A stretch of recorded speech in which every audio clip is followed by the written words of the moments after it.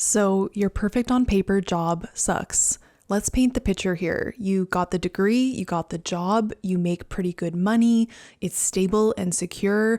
On paper, everything is looking great. So you shouldn't have anything to complain about. You should feel grateful and satisfied and happy with what you have. But you don't. Going to work is a slog. It's a struggle to get through work every day. And you always dream of doing something different. And maybe you even wish that you could just quit. So let's talk about why. And to explain this, we first need to talk about a concept with growing popularity that is called Ikigai. And this is a concept that's touted as a way to find fulfilling work, find your purpose.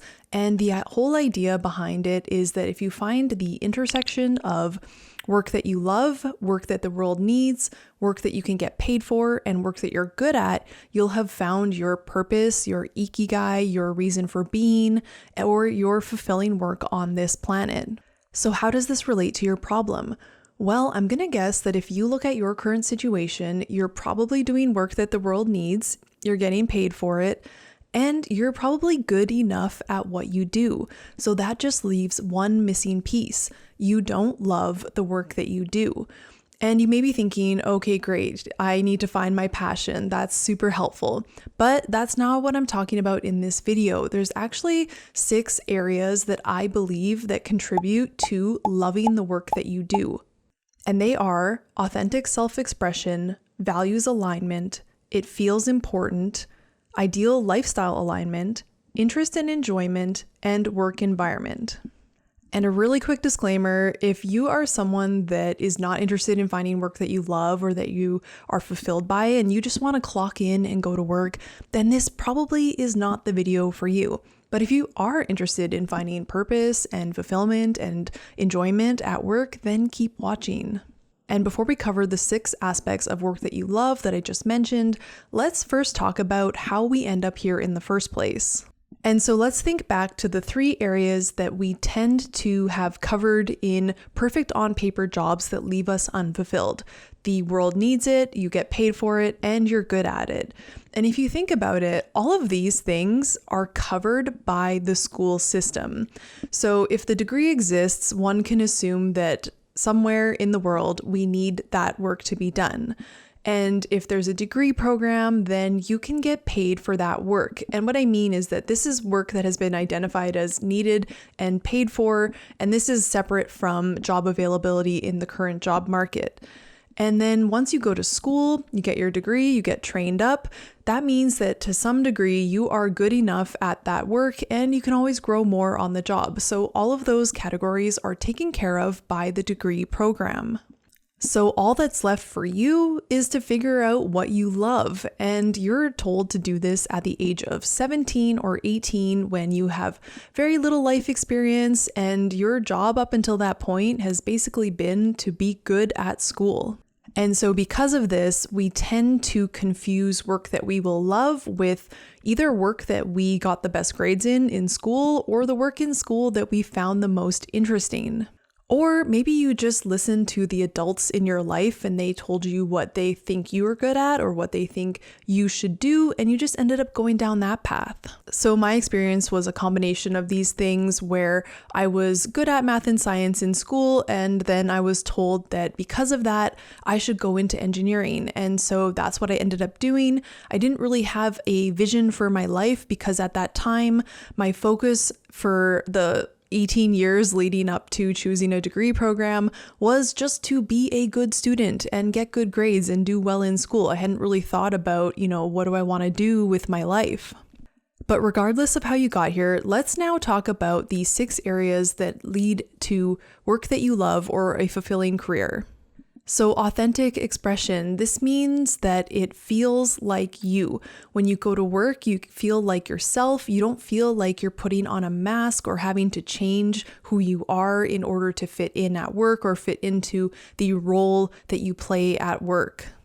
And this is so important because it can be so draining to go to work and completely change who you are and how you're acting, and then come home and kind of switch gears and be able to just let your hair down and be yourself.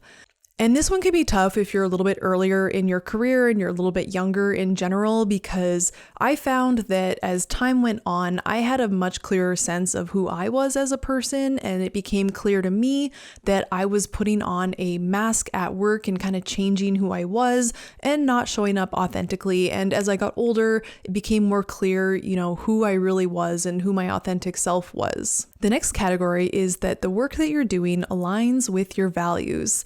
And when we do work that aligns with our values, it's inherently satisfying. And when we are going against our values, it just creates this dissonance that can be very draining. And so best case scenario, your work aligns with your values. Worst case scenario is your work goes against your values. And somewhere in between is just neutral. So for example, I have strong values around taking care of the planet, saving the environment. And in my last job, I was able to do work that really strongly aligned with this. It aligned with this value. And so it felt very satisfying to be able to contribute in that way.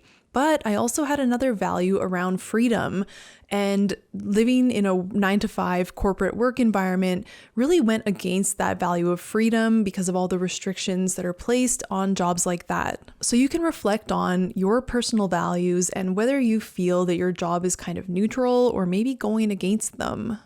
The next category is that the work feels important to you. And so there's a lot of important work that can be done on the planet. And sometimes we get into doing work because it feels important, but it's not necessarily the work that feels the most important to us or like it's the work that we should be doing. And what I mean by this is, let's say you're into both, supporting animal shelters and food banks. And both of those are very worthy causes and important things to do on this planet. But one of them you may be more drawn to. You may have just this natural energy and passion behind it. And so it's important to identify, what one is more important to me. And let's say you're just more drawn to supporting food banks. That's totally fine. Other people can support the animal shelters. And so it's important to not try and do everything just because it feels important, and really identify the work that feels important to you. So I can go back to my example of my last job. It was really supporting the planet and doing good work as far as the environment. And so that felt very important to me.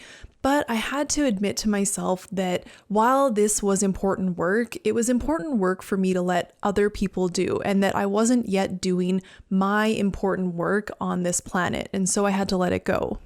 The next category is ideal lifestyle alignment. And this one may be more of a personal preference, but I really want my career to align with my ideal lifestyle, or to facilitate my ideal lifestyle and not detract from it. So back to that values thing where I'm really interested in freedom in my life. That means I wanted more schedule flexibility. I wanted more location independence. And I really wanted work that would align with how I wanted to live my life and not kind of detract from it the way that my 9-to-5 job detracted from my personal life. And so if this is something that's important to you as well, then you could take this into consideration when you think about your job and how it may be draining you as well. The next category is interest and enjoyment. So do you find it interesting, and do you mostly enjoy the work that you do? I think that we aren't always going to love every aspect of the work that we do, but for the most part, I think you should be enjoying it more than you're not enjoying it. And so you can ask yourself, is this work different than what I had originally thought when I was getting the degree program? One thing that I experienced when I was going through school is that you do a lot of really cool projects and technical work in school. And then when you get into the working world, depending on your employer, there's probably a lot more administrative and project management and things like that that is required for the work that you weren't necessarily expecting. And that can make it not as fun as you were hoping. And so maybe the work was just different than you thought once you got into the working world, and you're not enjoying it and it's not as fun as you had hoped.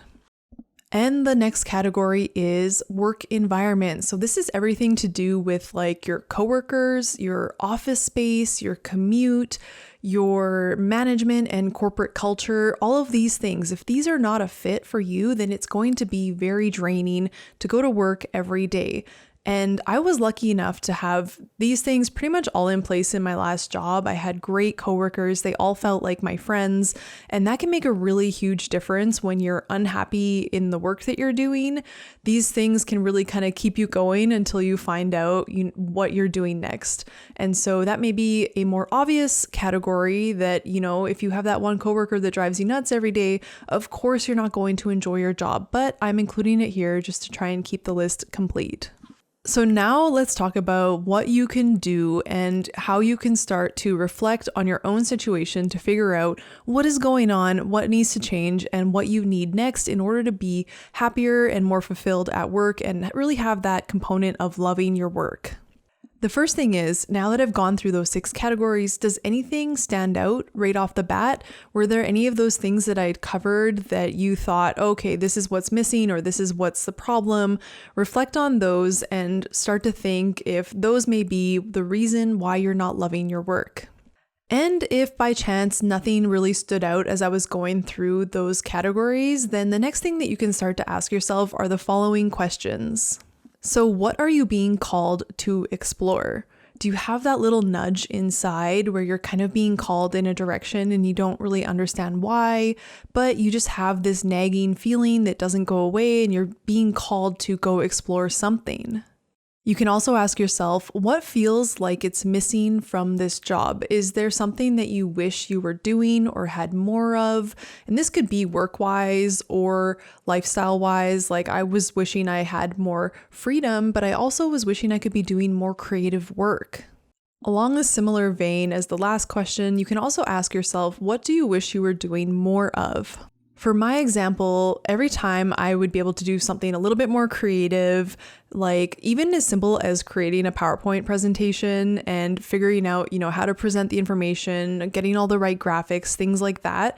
I really loved doing that work, which is not really the work that a company wants an engineer to be doing at an engineer salary, but that work was just so fun and such a nice change from the work that I usually did. And so I always found myself wishing I could do more creative stuff like that during my day-to-day. Similarly, you could ask yourself, what do you secretly wish you could be doing?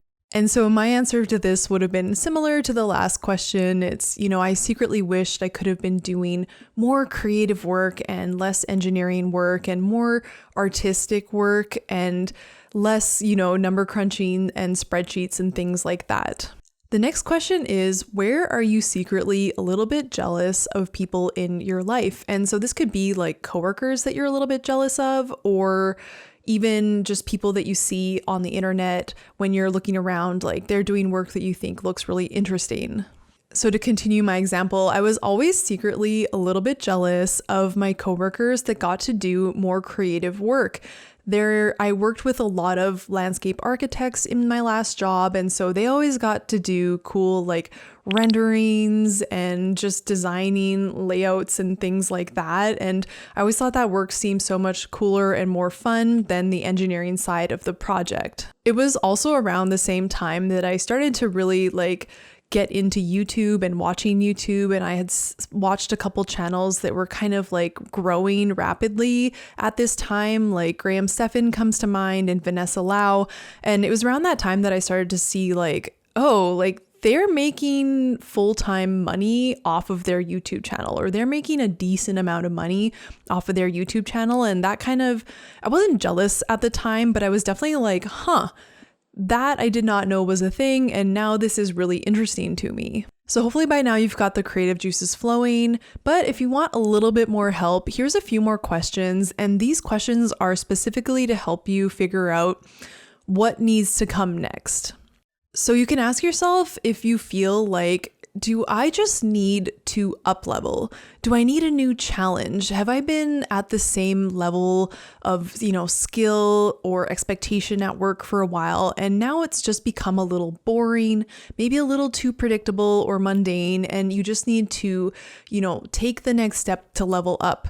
That's like going from, a junior position to an intermediate position to more of a senior management position, something like that. You can ask yourself, is this a level up problem? Or is it a problem where you need a full overhaul? So that's the next question to ask yourself. If it's not a level up thing, then it's like, maybe I need a whole new career path and I need to start really considering what that looks like. And so this will be the case when you feel like you've outgrown your career or you have changed as a person and now your career is no longer a fit for you. This was the case for me. I really realized that I had changed and my last career was no longer a fit for me and I needed something much different. And of course, a really obvious question to ask yourself is if you just need a new job. Is something about your current job driving you nuts, like your manager, or you don't like the work, or you don't like the clients or the customers or something like that? And it's like, I just need a new job. Then that's pretty clear how to move forward from there. And I think for all of these last rounds of questions, usually we have kind of this like inner knowing or this inner nudge, and we're just ignoring it because the change that admitting to ourselves the answer to that question is going to require too much change, or it's kind of scary, or even if you realize that you need like a full life overhaul, that can be kind of daunting and you may not want to face that truth, because as soon as you do that, then you realize, okay, now I actually have to make this happen, and that's going to be a lot of work. So hopefully by now we have covered a lot of things to think about and a lot of reasons why you may not love your job despite it being perfect on paper. So I hope this has given you a ton of food for thought, things to think about, questions to ask yourself, to journal on, reflect on, and get super, super honest with yourself about what is going on with your career. And if it has helped you out and if it has helped you think about things in a new way, then give the video a big thumbs up. I'd really appreciate that. Leave a comment down below if anything really stuck out, or if you have another category that you think adds to fulfilling work that you love. I would love to hear back from you as well. And if you did enjoy this video and you're into this type of content, then consider subscribing for weekly videos like this. And with that, I will see you next week.